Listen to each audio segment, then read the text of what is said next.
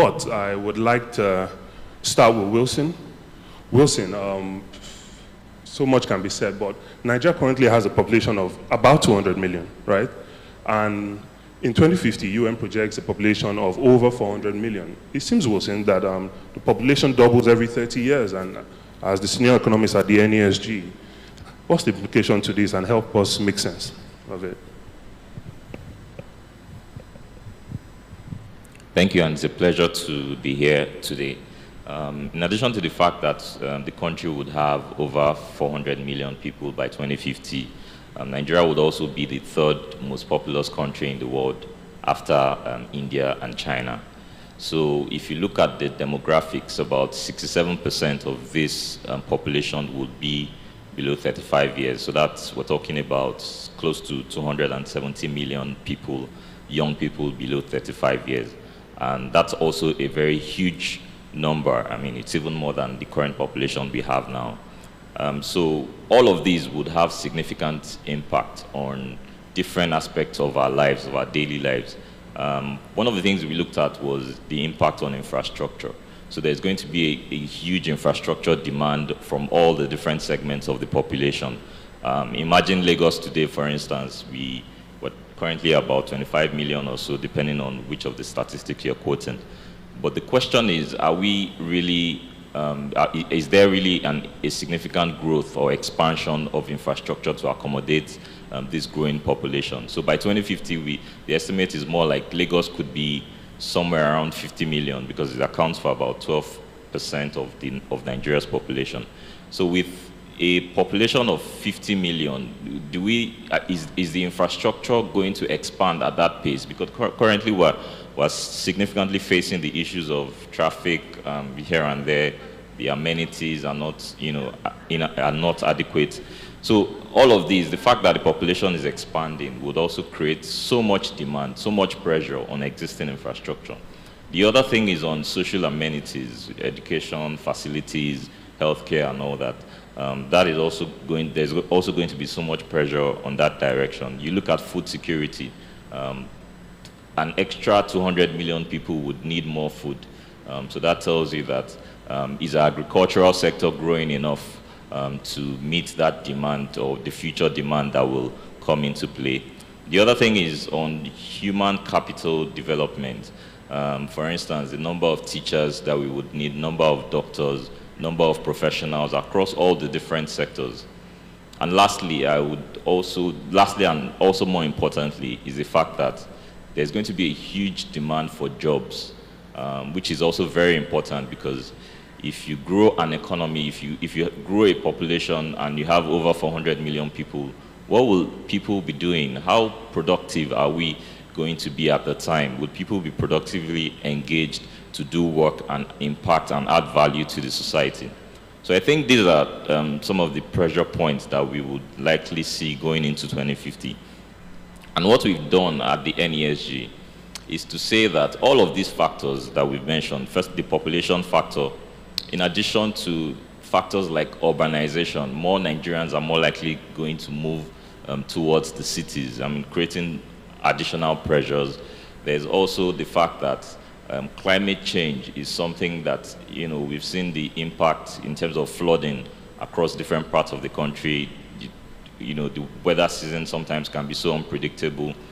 So there's urbanization, climate change. There are also issues about the rise of renewable energy. So for instance, a lot of countries are not, crude oil might not even be significant by the year 2050. Probably we'll be talking about electric cars, which already is happening in different parts of the country, of the world, So all of these, a combination of all these factors, and as well as our response as a nation, with emphasis to our response as a nation, at the NESG, we looked at all these factors and said how we respond to them would determine the three different pathways for Nigeria going into 2050.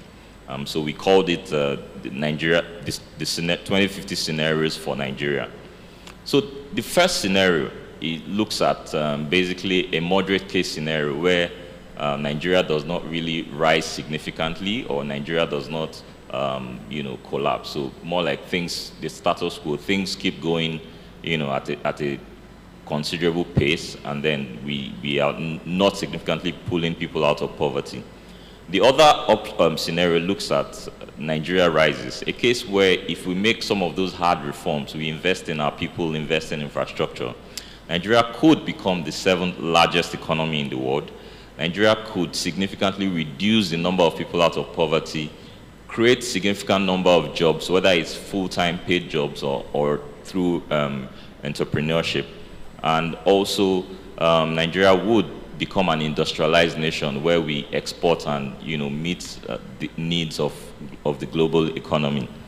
So the third scenario, which is a bit more scary, looks at a situation where Nigeria fails.